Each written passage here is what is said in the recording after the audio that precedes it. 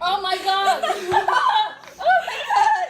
What the fuck? Hey people, welcome back to my channel. In today's video, I'll be talking about what I found culturally shocking when I moved to the Philippines and I started living here.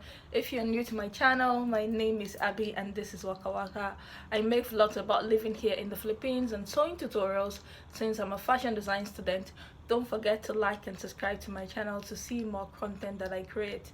So the first thing that stood out for me culturally here in the Philippines was how kind and polite the people are. So I'm from Nigeria and kindness is on a modest level where I come from. So it wasn't something I was prepared for.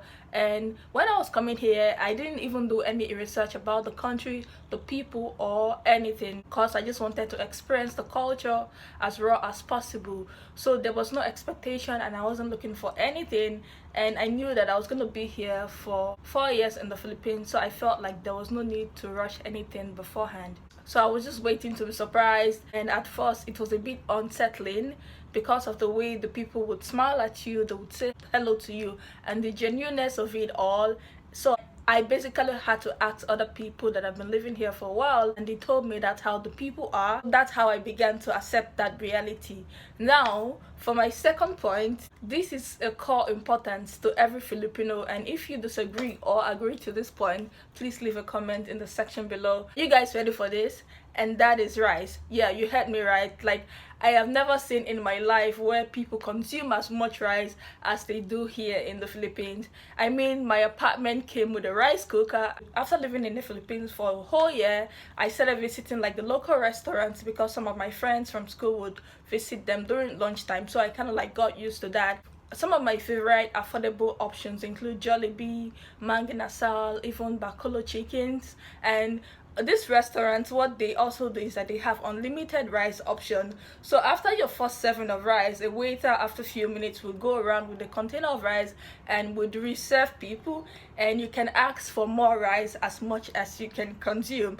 I also remember, like, when you're walking past this restaurant, you can see the logo of the unlimited rice saying as much rice as you can eat. So here's an example of how Filipinos love their rice. In 2017, a particular senator in the Philippines parliament thought that it was a great idea to ban the unlimited rice options in the restaurants and to substitute it with more healthy options like vegetables.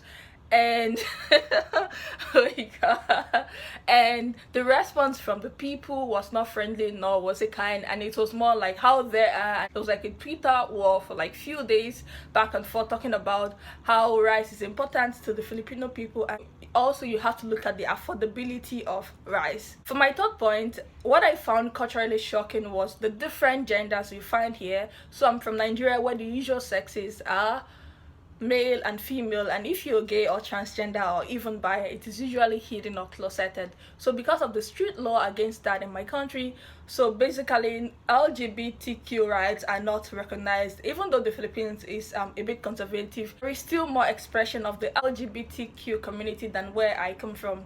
So, and my approach to this has always been everyone should be free to express and live the life they choose regardless of their sexual orientation. So on to the next point. For my fourth point, this particular one, I almost had a meltdown in the grocery store because of this. So on this particular day, I was shopping for food and I've been craving for plantain, which looks similar to banana, but it's quite larger than it is. So back home, bananas with rice and black eyed peas with sauce, it goes together. So after speaking to another African student here in Makati, and they told me that I can actually find it in the grocery store. When I got to the fruit section, aside from the banana, what I saw was this short and stubby bananas in clusters, and I almost lost my mind. And I was like, this is not plantain, this is not plantain, and I kept screaming it out loud. So I had to call the fruit attendant, and she told me, ma'am, this is the size of it here in the Philippines. And that was like a freaky funny experience that happened to me. My last point of what I find culturally shocking here in the Philippines, and oh my god, this one is yeah. And whenever this happens, I always express my distaste and I cannot help it. This one first happened to me when we were doing like the spicy ramen challenge, and here's my response for that in that video. Oh my god. Oh my god, what the fuck? Stop it. Sorry.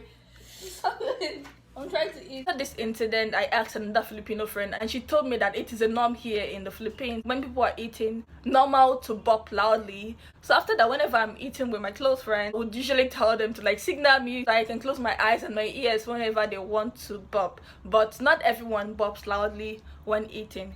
So this has been what I've found to be culturally shocking here in the Philippines. Thank you guys for watching and see you in my next video. Bye.